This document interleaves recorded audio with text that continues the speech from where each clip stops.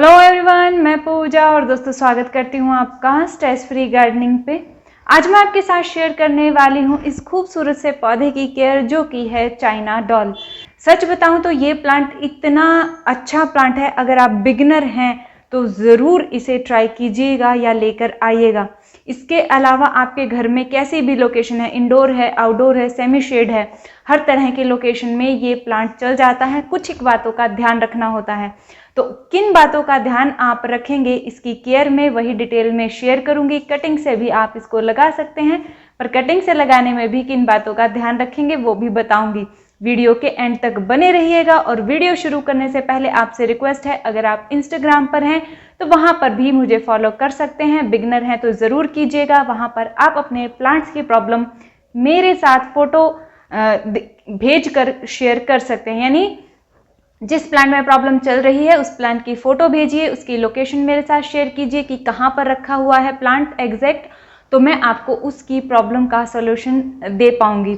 तो अगर आप बिगिनर हैं ज़रूर फॉलो कीजिएगा। इसके अलावा मेरे सेकंड चैनल जो कि है पूजा नैन राणा के नाम से, जहां पर कुछ पर्सनल वीडियोस मैं डालने की कोशिश करती रहती हूं, तो वहां पर भी आप मुझे फॉलो कर सकते हैं। तो चलिए फिर आज का वीडियो शुरू करते हैं। तो इस प्लांट की ग्रोथ के लिए जिस बात का आपको ध्यान रखना है, सबसे पहले है पॉट। तो पॉट हमें चूज करना होगा ऐसा जिसमें इसके लिए स्पेस अच्छा हो। प्लांट छोटा है, मान लीजिए इतना सा प्लांट है, या मैं कहूँ कि प्लांट 4 इंच के 5 इंच के पॉट में या थैली में है, तो 8 इंच का पहला गमला आप इसे देंगे। जल्दी जल्दी गमला चेंज करने की ज़रूरत इस प्लांट पे नहीं पड़ती है। रूट बाउंड होने के बाद भी ये खूबसूरती से बढ़ता रहता है। चाहे 2 से 3 साल में एक बार रिपोर्टिंग की ज़रूरत इसको पड़ेगी। अगर आप छोटे गमले में ही रखना चाहते हैं तो नीचे से जड़ें ट्रिम करें, 2 से 3 इंच तक जड़ें काट दें, यानी 50% जड़ें आप काट कर फिर भी लगा सकते हैं। लेकिन रीपॉटिंग का सीजन या तो बारिश का होना चाहिए या मार्च का होना चाहिए। तो ये प्लांट काफ़ी खूबसूरती से फिर ग्रो करता है और रीपॉटिंग शॉक में नहीं जाता है जब सही समय पर आप इसको रीपॉट करते हैं। यानी ग्रोइंग टाइम जो प्लांट का होता है उस टाइम पर रीपॉटिंग हर पौधे के लिए बेनिफिशियल होती है। इसके बाद दूसरा पॉइंट आता है दोस्तों सॉइल का। इसकी सॉइल वेल ड्रेन होगी, इस प्लांट को बिल्कुल ही प्रॉब्लम नहीं होगी। इसकी सॉइल में आप river sand, normal garden soil और कंपोस्ट तीनों को बराबर मात्रा में मिला लें और लगाएं। अगर आपकी गार्डन सॉइल चीकनी है उसको फिर आप अवॉइड करें, उसकी जगह पर आप खाली रिवर सैंड में कंपोस्ट मिलाकर भी लगा सकते हैं। कोकोपीट को भी अवॉइड करें अगर आप कंप्लीटली इंडोर इस प्लांट को रखना चाहते हैं, क्योंकि इंडोर जो है वो पानी को लेकर अक्सर प्रॉब्लम होती है और कोकोपीट पानी होल्ड करके रखती है, जिसके कारण रूट रॉट के चांस बढ़ जाते हैं। अब बारी आती है लोकेशन की। तो दोस्तों लोकेशन इस प्लांट को आप एक बार घर में लाने के बाद अच्छी सी चूज करके दे दीजिए। इसको आप धूप भी दे सकते हैं 4 से 5 घंटे की। इसको आप सेमी शेड में रख सकते हैं जहां पर छनकर धूप आती हो, या बालकनी का आपका एरिया है जहां पर थोड़ी बहुत धूप लग जाती है और छाया रहती है लेकिन ब्राइट लाइट अच्छी रहती है। इसके अलावा आप इसको कम्प्लीटली इंडोर भी रख सकते हैं। कम्प्लीटली इंडोर जब आप इसको रखेंगे तो विंडो, जैसे यहाँ पर आप लाइट देख रहे हैं बहुत तेज़ लाइट आती है, तो विंडो वाली लोकेशन आपको चूज़ करनी होगी। साथ में वेंटिलेशन का भी ध्यान रखना होगा, प्लांट के आसपास हवा गुजरती रहे ऐसी जगह आपको ज़रूर ढूंढनी होगी। सिर्फ इसको लोकेशन अच्छी मिल जाए फिर ये प्लांट आपके गार्डन में आपके पास हमेशा बना रह सकता है, क्योंकि इस प्लांट को जब लोकेशन अच्छी नहीं मिलती है। दूसरा, जब हम इसकी लोकेशन को बार बार चेंज करते हैं, जैसे 15 दिन हमने इंडोर रखा, 15 दिन सीढ़ियों में पहुंचा दिया और नेक्स्ट 15 दिन में वो नीचे चला गया, यानी कि जब हम बार बार लोकेशन चेंज करते हैं तो ये प्लांट उस चीज़ को टॉलरेट नहीं कर पाता है। इसको एक ही बार डिसाइड करके लोकेशन अच्छी दे दीजिए, फिर ये प्लांट कोई भी प्रॉब्लम क्रिएट नहीं करता है। ब्राइट लाइट ज़रूर प्लांट को मिलनी चाहिए इसकी पत्तियों के इस अच्छे कलर के लिए। अब बारी आती है, कई बार सवाल भी आता है क्या इस पर फूल आते हैं, तो इसकी काफ़ी वैरायटी आती हैं। अक्सर जब आप इसे धूप में रखते हैं तो इस पर फ्लावरिंग भी होती है और मैच्योर प्लांट पर ही फ्लावरिंग होती है। तो धूप अगर मिलेगी तो ये फ्लावरिंग भी करता है। इस प्लांट की अगर आप रेगुलर केयर करते हैं तो आप देख सकते हैं नीचे से ऊपर तक पत्तियां इसमें बनी रहती हैं। बहुत जल्दी ये अपनी पत्तियां नहीं गिराता है और सारी पत्तियां तो ये बिल्कुल भी नहीं गिराता है अगर अच्छी लोकेशन है और पानी का आप ध्यान रखते हैं। तो हमेशा इसी तरीके से ग्रीन बना रहता है और इसी कारण इसे देखकर भी लगेगा कि कहीं ना कहीं ये आर्टिफिशियल प्लांट तो नहीं है। यानी कोई बाहर से आता है जिसको प्लांट की इतनी नॉलेज नहीं है, वो देखकर यही कहेगा कि ये आर्टिफिशियल प्लांट है। जब आप इसको इंडोर रखते हैं और इसकी पत्तियों को साफ रखते हैं तो ये बिल्कुल ही आर्टिफिशियल लुक क्रिएट करता है। तो इंडोर रखने में आपको फ्लावरिंग नहीं मिलेगी, इस बात का ध्यान रखिएगा। धूप मिलेगी तो फ्लावर भी आएंगे। इसकी 2-3 वैरायटी आती हैं जिसमें पत्तियों की शेप का हल्का सा फर्क रहता है, लेकिन केयर सभी की सेम रहती है, तो आपको घबराने की ज़रूरत नहीं है। लोकेशन की बात हो गई। पानी दोस्तों इसको हम देंगे जब मिट्टी इसकी सूख जाए। मिट्टी को हमेशा अपने फिंगर से चेक किया कीजिए और पानी तभी दिया कीजिए। अब आपने पहले से प्लांट लगा रखा है, कंडीशन कुछ आपको लग रहा है खराब चल रही है, तो सबसे पहले मिट्टी चेक कीजिए थोड़ा डीप। अगर नीचे से मिट्टी बिना पानी डाले, यानी आपने पानी अभी तक 2-3 दिन से नहीं डाला है या 1-2 दिन से नहीं डाला है पानी, और फिर आप मिट्टी चेक कीजिए डीप, और अगर 3-4 इंच नीचे तक चेक करेंगे और मिट्टी बिल्कुल गीली लगती है तो समझ जाइए आपको प्लांट को रीपॉट करने की ज़रूरत है। अगर बिना पानी डाले मिट्टी गीली है तो पानी ही इसके लिए प्रॉब्लम है। दूसरी प्रॉब्लम हो सकती है कि लोकेशन अच्छी ना हो, वेंटिलेशन प्लांट को अच्छी ना मिल रही हो।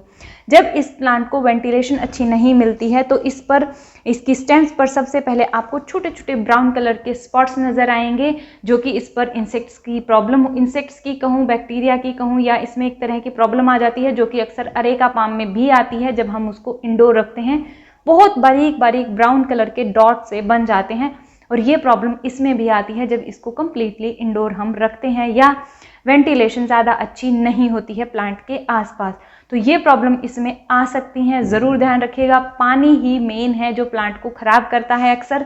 तो लोकेशन और पानी को ध्यान रखते हुए चीज़ों को नोटिस किया कीजिए, देखा कीजिए अपने हर प्लांट में कि कहाँ प्रॉब्लम हो रही है, तो आप उसको जल्दी से सॉल्व कर पाएंगे। तो हम बात कर चुके हैं मिट्टी की, गमले की, पानी की, लोकेशन की। अब बारी लोकेशन को लेकर फिर मैं बोल रही हूँ, बार बार इसकी लोकेशन चेंज मत कीजिए, बहुत जल्दी इसकी पत्तियाँ गिर जाती हैं। रीपॉटिंग के बाद भी अक्सर थोड़े दिन तक पत्तियाँ नीचे रहती हैं, लेकिन बहुत जल्दी ठीक भी हो जाती हैं। अब बारी आती है इसको प्रोपगेट करने की या कटिंग लगाने की।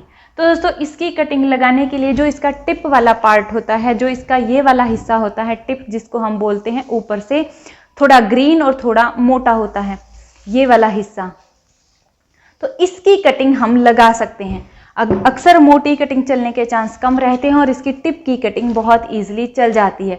तो जैसे मल्टीपल ब्रांचेस जब प्लांट में होती हैं तो आप उसको कट करके निकाल लीजिए और कट करके उसको सैंडी सॉइल में लगाइए।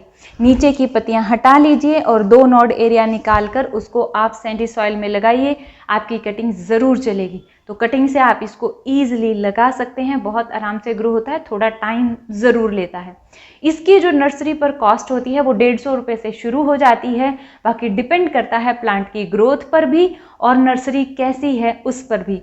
जितनी हाई फाई नर्सरी होगी उसके प्राइस भी उतने हाई फाई होंगे, जितनी नॉर्मल नर्सरी होगी उसके प्राइस भी उतने ही नॉर्मल होंगे। तो आपको ये चीज़ भी माइंड में रखनी चाहिए।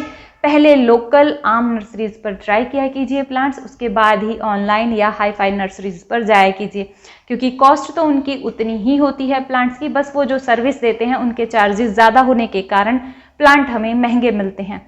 तो इस चीज़ को भी आप प्लांट खरीदते वक्त ध्यान रख सकते हैं। तो इसके अलावा दोस्तों इसमें खाद की अगर बात करूं तो खाद आप इसको साल में 2 बार दीजिए, जैसे मार्च में और बारिशें खत्म हो जाने के बाद सिर्फ 2 बार इस प्लांट को खाद दीजिए। इसी तरीके से ये ग्लॉसी लीव्स के साथ बना रहेगा। साथ में अगर पॉट छोटा है प्लांट का तो भी आप पत्तियों के थ्रू उन्हें पोषण दे सकते हैं। सीवीड सॉल्यूशन 1 लीटर पानी में 5 ml या फिर 1 लीटर पानी में एप्सम सॉल्ट अगर आप यूज़ करें तो 1 चम्मच, या फिर NPK 1919 1 चम्मच 1 लीटर पानी में मिक्स करके आप स्प्रे कर सकते हैं इसकी अच्छी हेल्दी और शाइनी लीव्स के लिए। आप इनमें से कुछ यूज़ नहीं करना चाहते हैं तो आप सिंपली 1 मुट्ठी खाद, 2 मुट्ठी खाद गमले के हिसाब से 8 इंच के गमले में सीजन में अगर आप डालते हैं तो 2 मुट्ठी खाद ठीक रहेगी। और कंपोस्ट इस प्लांट के लिए जो हम लेंगे वो लेंगे वर्मी कंपोस्ट ले सकते हैं इंडोर रख रहे हैं तो। अगर आउटडोर रख रहे हैं तो गोबर की खाद का इस्तेमाल भी कर सकते हैं, लेकिन खाद अच्छी बनी हुई होनी चाहिए, नहीं तो पत्तियों पर उसका असर आपको देखने को मिल सकता है। अगर खाद जो है वो अच्छे से नहीं बनी होती है, जिसके कारण फिर जो जड़ें हैं या पत्तियां हैं वो जलने के चांस हो जाते हैं। तो इस बात का भी खाद में आप हर पौधे में ध्यान रखिए। स्पेशली इंडोर प्लांट को लेकर सवाल आते हैं कि खाद नहीं दे सकते हैं, तो उनके लिए जो है वो पानी में घुलने वाली जो खाद होती है वही सॉल्यूशन सबसे बेस्ट रहता है। उसमें स्मेल नहीं होती है और डायरेक्ट प्लांट को जल्दी मिल जाता है। वैसे थोड़ी सी मेहनत तो बराबर ही होती है दोस्तों, उसमें मिट्टी की गुड़ाई करके डालना होता है, उसमें पानी में मिक्स करके स्प्रे करना होता है।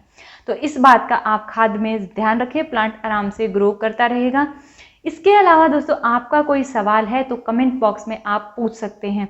अगर आपके प्लांट में कोई प्रॉब्लम चल रही है तो फोटो मेरे साथ इंस्टाग्राम पर शेयर कर सकते हैं, तो वहां पर भी मैं आपको जवाब देने की पूरी कोशिश करूंगी।